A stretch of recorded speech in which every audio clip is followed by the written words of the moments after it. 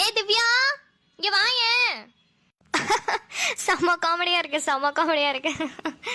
என்ன தாண்டி பண்ற? எவ்வளவு நேரமா கூப்பிட்டு இருக்கேன், இங்க வாடிங்க. ஏண்டி, அங்க இருந்து ஒரு மனுஷி காட்டு கத்து கத்திக்கிட்டு இருக்கேன், இங்க உட்காந்து சாயா டிவி பாத்துட்டு இருக்கியா? கூப்பிட்டா வரமாட்டியா? மா, நீங்க கூப்பிட்டதே கேட்கலமா.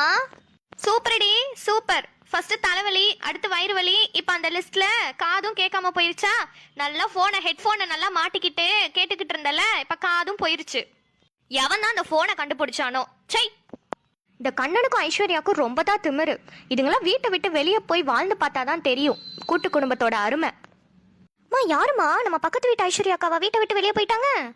அட இல்லடி, நான் பாண்டியன் ஸ்டோர்ஸ் சொல்லிட்டு இருக்கேன். திவ்யா, இந்த காலு என்னன்னே தெரியலடி, ஒரே வீக்கமா இருக்கு, நடக்கவே முடியலடி. மா, அது ஒன்றும் இல்லைம்மா, நீங்கள் ரொம்ப நேரமாக ஃபோன் பார்த்துட்டு இருக்கீங்கல்ல, அதனால தான் உங்களுக்கு கால் வலி வந்துருச்சு. நீங்கள் ஃபோன் பார்க்குறத விட்டுட்டீங்கன்னா உங்களுக்கு கால் வலி போயிடும். என்னடி, என்னையவே ஏற்று பேசுறியா? உனக்கு வாய் ரொம்ப ஜாஸ்தி ஆயிடுச்சுடி.